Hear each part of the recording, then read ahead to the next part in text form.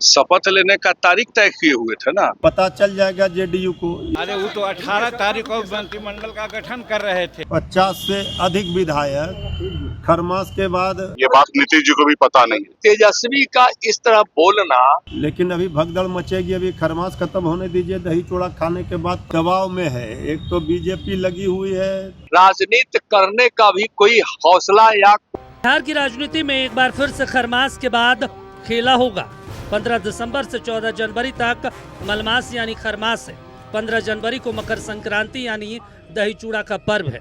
बिहार का इतिहास गवाह है कि यहाँ मकर संक्रांति के दही चूड़ा भोज से नए सियासी समीकरण बनते हैं और बिगड़ते हैं। एक बार फिर से इसको लेकर चर्चा का बाजार गर्म है। चर्चा है कि नीतीश कुमार फिर से ऑपरेशन तीर चलाने वाले हैं। इस बार उनके निशाने पर AIMIM के 5 विधायक हैं।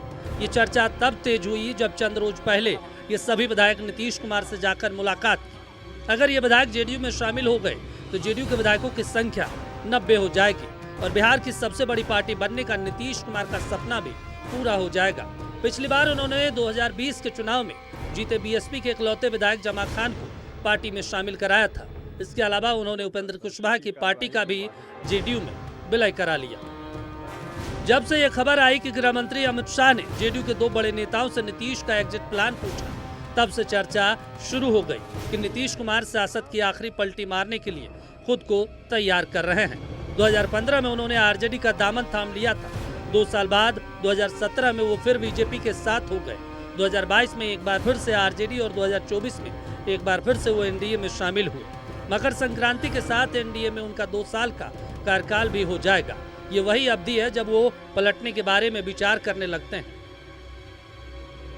दबाव में है। एक तो बीजेपी लगी हुई है तोड़कर अपना सीएम बनाने के लिए, और जेडीयू के 50 से अधिक विधायक खरमास के बाद इधर आने के लिए भी बेचैन हैं। तो खरमास के बाद पता चल जाएगा जेडीयू को। ये जो दिवा स्वप्न देख रहे हैं 18 विधायक, ये सब बयान दे करके वो अपने पार्टी को बचाना चाहते हैं।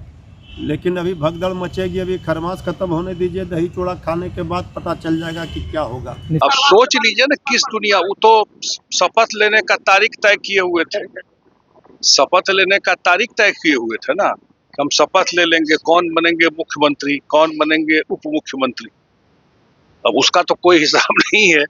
लेकिन बिहार के जनता ने जो मैंडेट दिया है एनडीए को, और जो केंद्र से सहयोग है नीतीश जी के सरकार में, अगले 5 साल में बिहार, जो हम लोग बोलते रहे और आप सब जानते हैं, टॉप 10 स्टेट में जाके खड़ा अरे वो तो 18 तारीख को मंत्रिमंडल का गठन कर रहे थे। उनकी बात कितना सत्य होती है तो आप लोग नहीं जानते हैं। ये बातें का देखिए, मैं बताता हूँ, बिहार में एनडीए अपने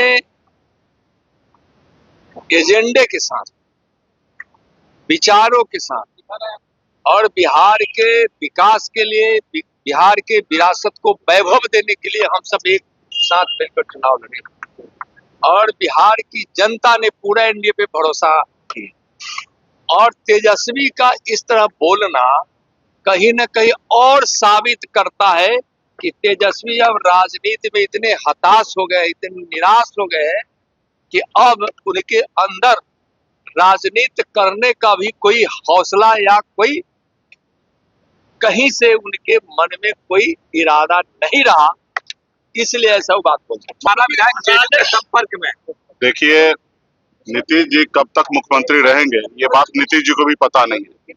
नीतीश जी को ऑपरेशन करने में लगे हुए हैं कि जल्द से जल्द नीतीश जी को सीएम की कुर्सी से हटाना है। तो अब कौन विधायक किनके संपर्क में, कौन किसके पीछे है, वो जग जाहिर है, पूरे बिहार को पता है।